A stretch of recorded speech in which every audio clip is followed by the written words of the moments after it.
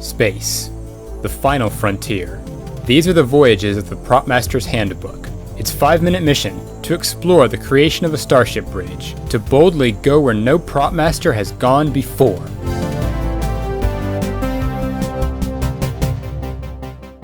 Welcome to our first low-budget set tutorial. Today we're going to be talking about how we built the bridge for our Star Trek fan film, Star Trek Valiant. When we first started out, we knew that pretty much every Star Trek ship bridge has a very basic layout. It's got a captain's chair surrounded by workstations. So that was the design that we built ours with. We put the captain's chair in the middle and surrounded it with glass tables, each holding 2 crew members.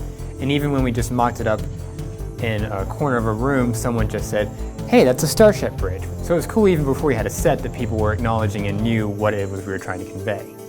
Once we had that basic principle down, it was time to decide how to actually dress up the set. And we chose to go with an aesthetic of silvers, blacks, and glass for our overall color scheme and design. Our color scheme gives us a cohesion to our layout so that people, when they look at it, they're not necessarily seeing that things are different styles, but they're just seeing that everything matches color-wise, and so they accept it in reality. It's also important to remember that in a low budget, you're boiling your set down to its very essence, the absolute minimum that you can get away with to convey an idea of something. Every single crew member on the set had a workstation, which was made up of 1 screen and 1 control panel. Every one of the monitors is made with one of these fold-out collapsible magazine holders. You fold it in, put it together, and it looks like this. When we flip it on its side, however, and take off the metal panel, put 2 of them together, and we suddenly have a very interesting control monitor screen.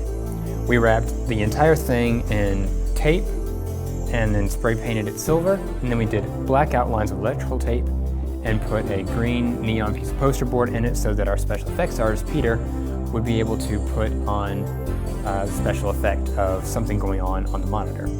The control panels are made up of dustpans, and each one is spray painted silver with a black trimmer on the bottom and electrical tape. And then all the buttons on top are either craft jewels or they are made of bottle caps painted in various colors because we were trying to homage the original Star Trek series. One of our biggest challenges for the Trek episode was the floor. We had a hardwood floor in our set, and obviously that wasn't going to work for a starship, but we didn't have a really good alternative for how to make it a different color. We had talked about getting foam sheets and laying them out, but the bigger we got, the more expensive it was going to be. So we finally thought, well, what if we got some of this bulletin board paper, which is about 10 feet long or so, get several rolls of it and roll it out, make 4 or 5 pieces of it, and that'll make an entire black floor. And that was what we finally went with. We rolled the entire thing out, gaff taped it to the floor, and it served perfectly. We were careful, it didn't rip during the entire shoot, which was fortunate. One of the most important aspects of our entire film was the captain's chair. We had an office chair, but we wanted something on top of it to make it more control panel-y and official looking for the armrests. So we again took out our magazine holders. We bought 2 more of them, and because of the opening right here, we were able to slip them onto the existing armrests. And then we took these dollar store calculators, set them up on top of it, and the captain was very easily able to just sit there and punch numbers into it. Sometimes the aspects that people notice most are things that you just happen to randomly find. Our director, Dan, insisted that our science officer had some kind of binocular scope to look into, kind of a microscope looking thing. And so when I was hunting for things at the thrift store, I just happened upon these binocular, high-tech, sci-fi looking things. I have no idea what this thing is, or what it does, but it looked cool, and it was exactly what I needed. So again, we used our magazine holders, set it on top of it. It made a little panel to go at the bottom to hide that it was a magazine holder, and it looked great. Just keep a lookout for just anything you think might be usable.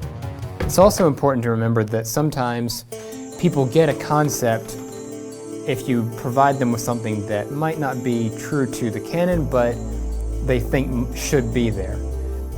Star Trek pilots never use a joystick, but I found one that was kind of futuristic looking, and it really made the bridge look a little bit more important when the pilot was actually doing something with her hand.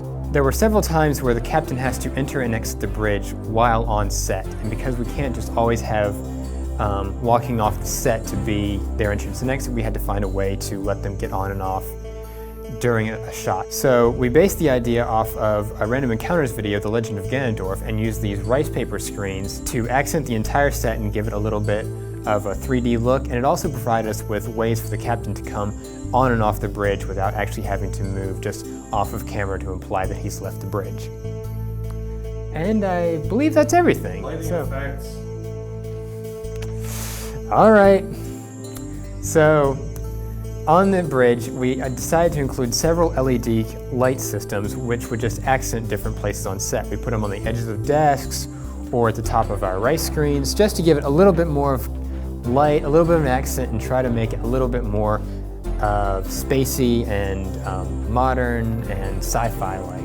Thanks for joining me on the Prop Master's Handbook. If you've enjoyed this low-budget set tutorial, please let me know another theme in the comments. And for the Star Trek film where we use this set, please click the link below. See you next time.